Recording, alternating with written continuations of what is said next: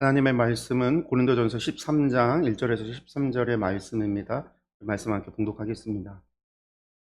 내가 사람의 방언과 천사의 말을 할지라도 사랑이 없으면 소리나는 구리와 울리는 꽹과리가 되고, 내가 예언하는 능력이 있어 모든 비밀과 모든 지식을 알고 또 산을 옮길 만한 모든 믿음이 있을지라도 사랑이 없으면 내가 아무것도 아니요, 내가 내게 있는 모든 것으로 구제하고 또 내 몸을 불사르게 내줄지라도 사랑이 없으면 내게 아무 유익이 없느니라. 사랑은 오래 참고, 사랑은 온유하며 시기하지 아니하며, 사랑은 자랑하지 아니하며 교만하지 아니하며, 무례히 행하지 아니하며 자기의 유익을 구하지 아니하며, 성내지 아니하며 악한 것을 생각하지 아니하며, 불의를 기뻐하지 아니하며 진리와 함께 기뻐하고, 모든 것을 참으며 모든 것을 믿으며 모든 것을 바라며 모든 것을 견디느니라. 사랑은 언제까지나 떨어지지 아니하되 예언도 패하고 방언도 그치고 지식도 패하리라. 우리는 부분적으로 알고 부분적으로 예언하니 온전한 것이 올 때에는 부분적으로 하던 것이 패하리라.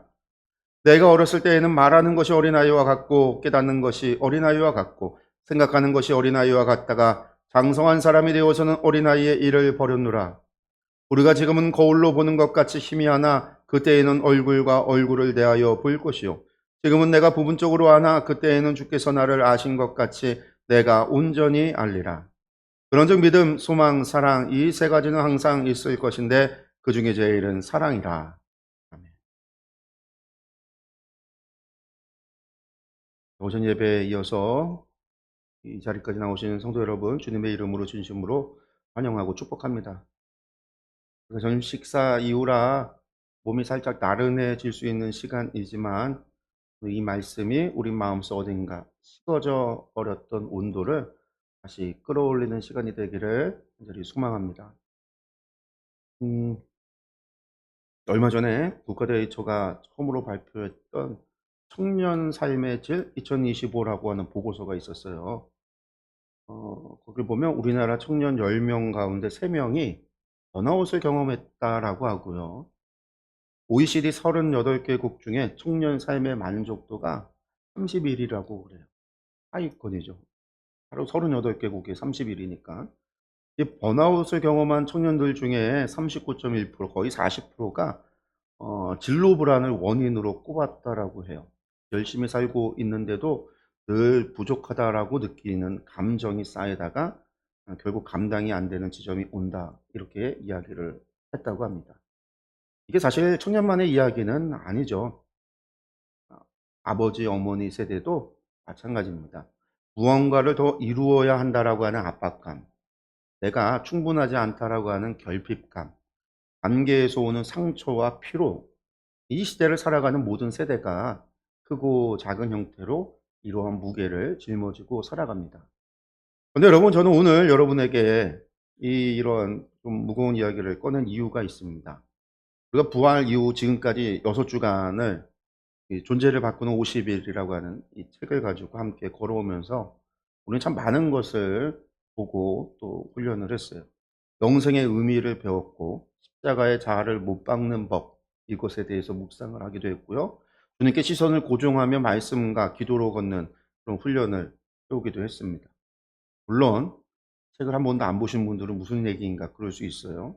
근데 이 모든 훈련을 거쳐 우리가 도달해야 될 최종 목적지가 어디인가라고 할 때 오늘 사도 바울이 그 해답을 줍니다. 그것은 놀랍게도 어떤 능력이나 체험이 아니라 단 하나의 단어예요. 바로 사랑이라는 겁니다. 오늘 본문인 고린도전서 13장을 제대로 이해하려면은요, 먼저 고린도라고 하는 도시가 어떤 도시였는가라고 하는 것을 우리가 먼저 알아볼 필요가 있습니다. 고린도는요, 그리스 남부 에게해와 이고니아해를 잇는 지역에 위치했던 항구 도시였습니다. 당시 지중해 무역의 핵심 길목이었어요. 배를 이쪽 바다에서 저쪽 바다로 옮기려면 반드시 이 고린도를 거쳐야 했으니까 당연히 물류가 모이고 사람이 모이고 괜히 돈이 모이는 곳이었어요. 돈과 사람이 모이는 곳에는 무엇이 따라올까요, 여러분들? 경쟁과 자랑과 욕망입니다. 그것이 당연히 생겨나는 거죠. 이 고린도에는요, 아프로디테라고 하는 신전이 있었고요. 그 신전을 중심으로 해서 온갖 쾌락과 방종이 넘쳐났어요. 그래서 당시 로마 시대에서요, 고린도에 산다라는 말, 그래서 헬라어로 코린티아조마이라고 불리는 사람들, 고린도에 사는 사람들이라고 한다면요, 어떤 사람이냐면 이거로 타락한 생활을 하는 사람, 거의 정설로 그렇게 받아들여졌어요. 아예 관용으로 쓰여진 거예요. 코린티아조마이, 고린도에 사는 사람은 방탕한 사람, 타락한 사람. 아예 그렇게 관용으로 쓰였다라는 거예요. 이 도시에 세워진 고린도 교회는요, 겉으로 보기에는 아주 대단한 교회였습니다. 왜 그러냐면요, 이 고린도전서의 말씀을 보니까 사도 바울이 직접 개척한 교회였고요, 방언을 유창하게 하는 사람들도 많았고요, 예언을 하는 사람도 이 교회 안에 있었고요, 산을 옮길 만한 믿음을 가진 사람도 수두룩했어요. 아, 이런 사람이 우리 교회에 있었으면 얼마나 좋겠어요, 막. 난리가 났을 것 같은데, 충주가 뒤집어졌을 것 같은데, 고린도가 그런 교회였다라는 거예요. 그런데 여러분들, 겉으로 보기에는 이렇게 화려하고 대단해 보이는데, 그 내부를 들여다 보니까요, 참담했습니다. 서로 자신이 더 영적이라고 파당을 짓고요, 다투고요, 나중에 세상 법정인 그 법에 고발하기까지 이르렀어요. 먹고 마시는 문제로, 우상에게 드린 고기 문제로, 성찬식에서 가난한 자들을 홀대하는 문제로 교회가 산산조각이 난 거예요. 그게 고린도 교회였습니다. 그리고 그 혼란의 근원이 무엇이냐? 사도 바울은요, 13장에서 한마디로 진단합니다. 사랑이, 사랑이 없다라는 거예요. 그 13장의 이 말씀을 우리가 한번 다시 보면요, 1절과 2절의 말씀을 볼까요? 내가 사람의 방언과 천사의 말을 할지라도 사랑이 없으면 소리나는 구리와 울리는 꽹과리가 되고, 내가 예언하는 능력이 있어 모든 비밀과 모든 지식을 알고 또 산을 옮길 만한 모든 믿음이 있을지라도 사랑이 없으면 내가 아무것도 아니에요. 소리나는 구리, 울리는 꽹과리. 그런데 이게 뭐냐면요, 당시 고린도 사람들이 아주 잘 알고 있었던 이미지거든요. 상징. 이방 신전, 고린도의 이방 신전에서 제의를 드릴 때 사용되는 도구들이에요. 그러니까 제사를 드릴 때 아주 요란하게 울려대던 구리 악기 소리, 심벌재 소리. 그러니까 아주 크고 화려해 보여요. 근데 그 안에는요, 아무런 생명도 없는 소음. 바울은 사랑이 없는 영적 열심을 가리켜서 지금 바로 그와 같다라고 이야기하고 있는 거예요. 그 우상의 신전에서 아무리 시끄럽게 화려하게 두들겨대고 소리친다 해도 아무 의미가 없잖아요. 왜? 신이 없으니까 헛된 행위에 불과한데, 지금 사랑이 없을 때 바로 그와 같다라는 거예요. 고린도 교인들의 문제는 신앙이 없는 게 문제가 아닌 거예요. 지식도 있었고요, 열심도 있었고요, 은사도 넘쳐났어요. 그런데 그 모든 것에 뭐가 없었다? 사랑이 없었다. 은사는 서로를 섬기기 위해서 하나님께서 주신 것인데, 그것이 자기를 과시하는 무기가, 남을 업신여기는 무기가 되어 버렸다라는 거죠. 내가 더 방언을 잘한다, 내가 더 예언의 은사를 받았다, 내가 더 오래 믿었다, 이처럼 끝없는 비교와 과시의 소음 속에서 교회는 서로를 핥히고 물어뜯고 뜯어지고 쪼개졌다라는 거예요. 근데 여러분, 우리도 우리를 신앙을 자세히 솔직하게 돌아봐야 됩니다. 내가 지난 50일 동안 말씀 묵상을 빠지지 않았다라는 거, 열심히 해왔다는 거, 그걸 통해서 내가 기도 시간이 늘렸다라는 거, 어떤 봉사를 해왔다라는 거, 여러분들 이런 것들이 정말 아름다운 훈련일 수 있지만요, 아주 귀한 것이기도 해요. 하지만 그 안에 사랑이 없다라고 한다면요, 내가 얼마나 잘 믿었는지 자랑하는 도구에 불과하다라는 거예요. 내가 얼마나 신앙이 좋은지 나를 과시하는 봉사일 수밖에 없다라는 거죠. 그리고 바울은 그것을 가리켜서 내가 아무것도 아니다라고 단호하게 말하고 있다라는 거죠. 이때 사도 바울이 아무것도 아니다라고 하는 말이요, 헬라어로 우텐이라고 하는 말이에요. 근데 이 우텐은요, 헬라어에서 쓸 수 있는 가장 강한 부정어예요. 가장 강한 부정어. 그러니까 완전한 무를 의미하는 거예요. 그러니까 기도를 2시간을 하고 성경을 열독을 하고 눈에 띄는 봉사를 하고 그 모든 것을 했다 할지라도요, 사랑이 없으면요, 하나님의 저울 앞에 그것은요, 0이다라는 거죠. 무라는 거예요. 아무것도 없다라는 거예요. 그럼 도대체 그 사랑이 없다라고 하는 그 사랑이 뭐냐? 바울은요, 이제 그 사랑이 무엇인지를 가리키는데요. 추상적인 개념으로 설명하지 않아요. 아주 구체적인 삶의 장면으로 이 사랑에 대해서 설명합니다. 4절에서 7절까지의 말씀이에요. 사랑은 오래 참고, 사랑은 온유하며 시기하지 아니하며, 사랑은 자랑하지 아니하며 교만하지 아니하며, 무례히 행하지 아니하며, 자기의 유익을 구하지 아니하며, 성내지 아니하며, 악한 것을 생각하지 아니하며, 불의를 기뻐하지 아니하며 진리와 함께 기뻐하고, 모든 것을 참으며 모든 것을 믿으며 모든 것을 바라며 모든 것을 견디느니라. 바울이 지금 묘사하고는 사랑. 여기서 우리가 주목해야 할 것은 뭐냐면요. 바울의 사랑을 묘사하는 방식이 뭐냐? 사랑은 이렇다, 사랑은 저렇다라고 하는 형용사가 아니라 사랑은 오래 참는다, 사랑은 온유하다, 사랑은 시기하지 않는다. 이게 다 뭐예요? 행동의 언어라는 거죠. 헬라어 원문을 보면요, 이 구절들은요 전부 다 동사로 쓰여졌어요. 오래 참는다, 마크로티메, 친절하게 행한다, 프레시 투 에탈, 시기하지 않는다, 주가해, 전부 다 동사로 쓰여진 말들. 사랑은 느끼는 감정이 아니라, 내가 느끼는 어떤 감정이 아니라 내가 어떤 선택을 통해서 행하는 행동이라는 거예요. 오래 참는다는 거, 저 사람이 나를 또 실망시켰을 때 내 안에 끌어오르는 분노를 내가 의지적으로 내려놓는 행위잖아요. 내가 거기 앞에서 내가 분노하고 화내고 쏟아붓는 선택이 아니라 내가 침묵하고 내가 참겠다라고 하는 선택, 의지적 선택을 통해서 내가 내려놓는, 화를 내려놓는 행위라는 거예요. 그게 사랑이다라는 거죠.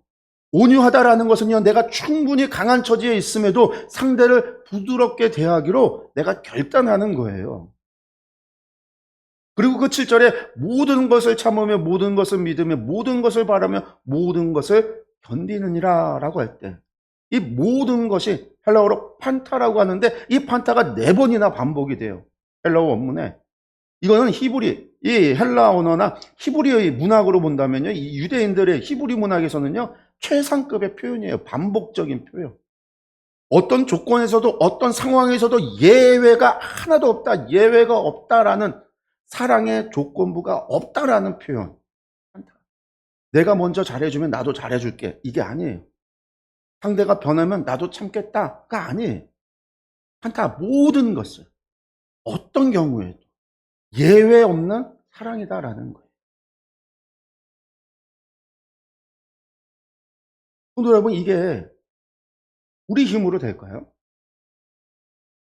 아무 조건 없이 우리의 힘으로, 우리 생각대로 될까요?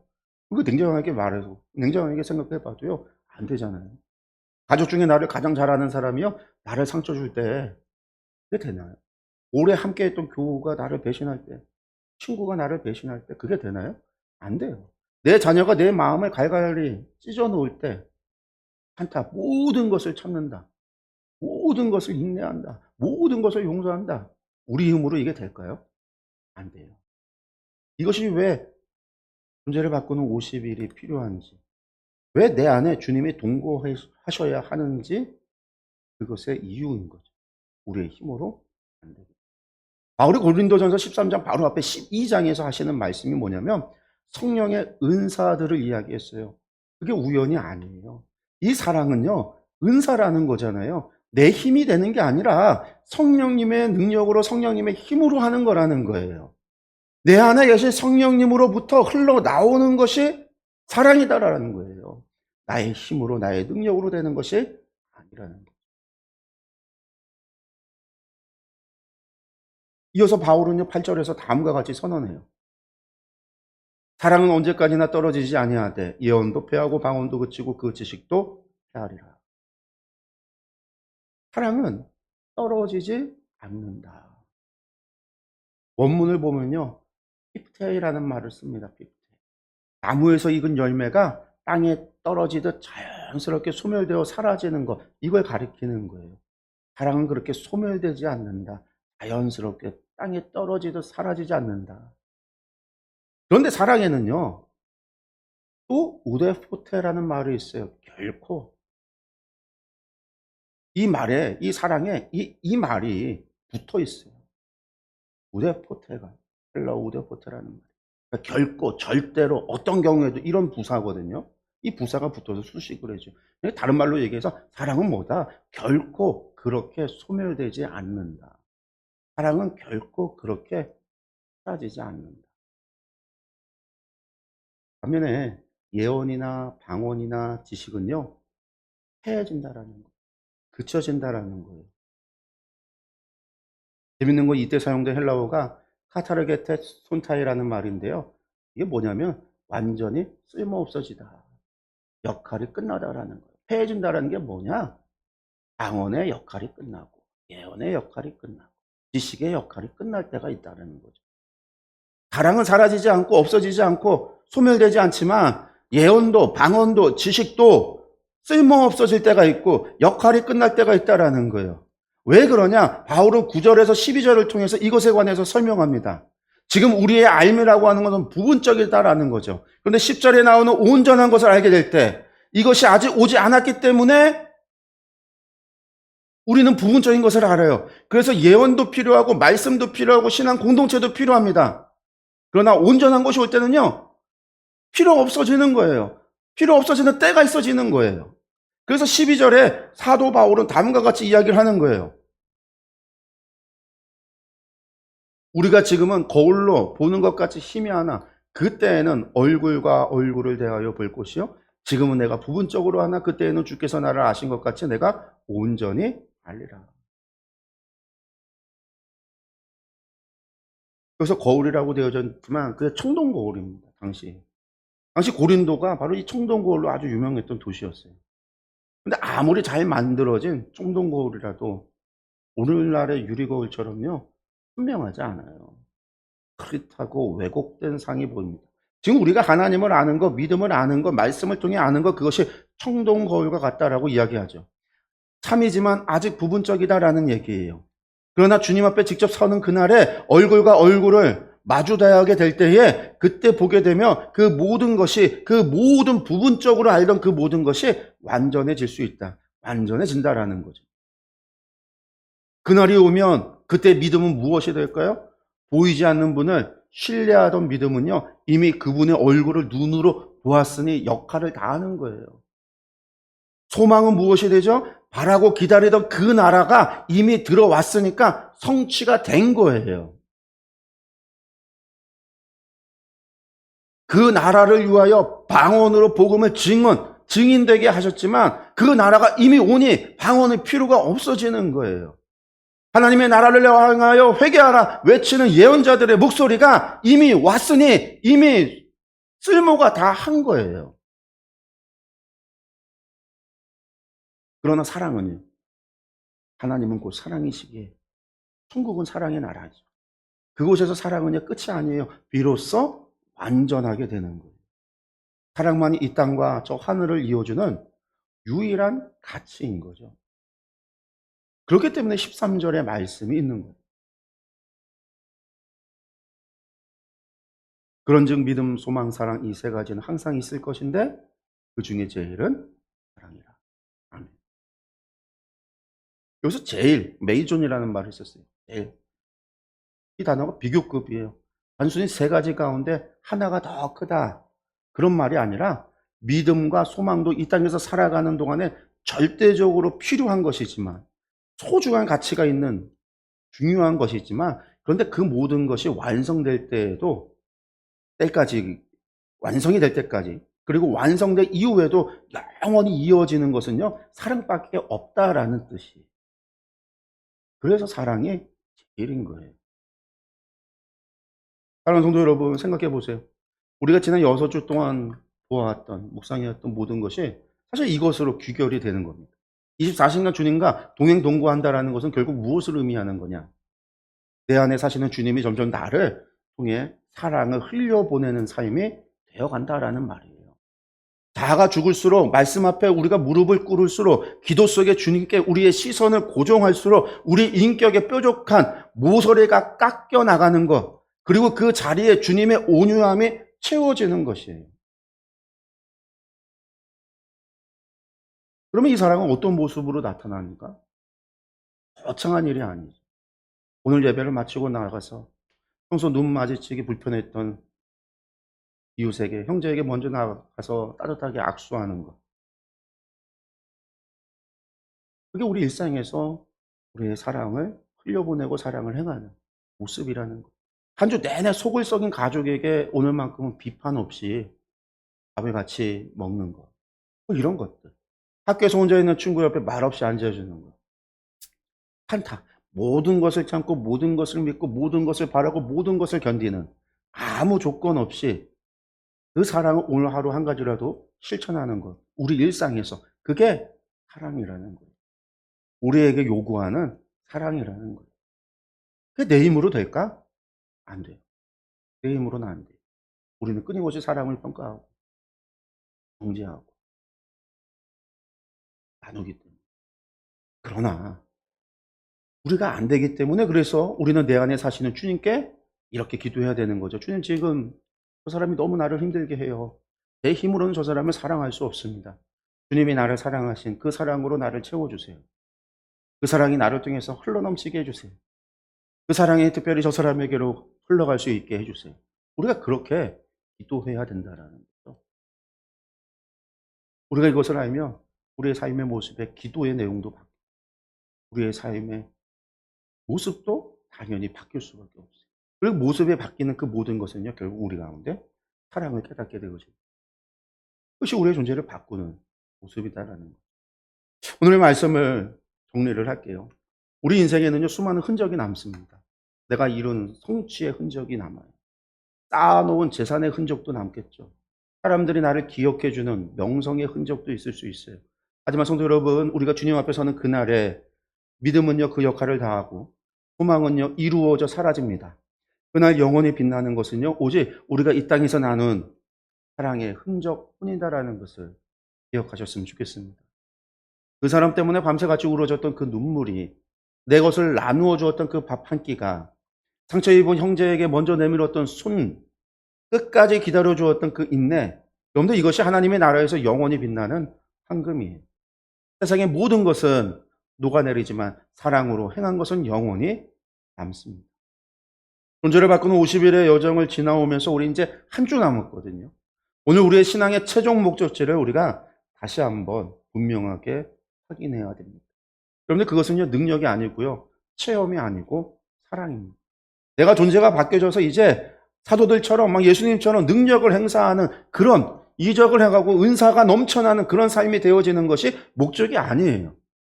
내가 하나님과 동행하며 그 사랑의 통로가 되어지는 것이 우리의 목적이라는 거예요. 주님이 나를 사랑하신 것처럼 나도 형제를 사랑하는 것. 여러분들 그것이 이 땅에서 하나님 나라를 미리 살아내는 길입니다. 오늘 예배를 마치고 나가실 때에도 딱 한 사람에게라도 먼저 따뜻한 말 한마디를 건네주시기 바랍니다. 그것이 오늘 우리의 믿음, 소망, 사랑 중에 제일인 사랑의 실천입니다. 우리 삶에 수많은 발자국이 남겠지만 주님 앞에서는 그날 영원히 빛나는 흔적은요, 오직 사랑뿐입니다.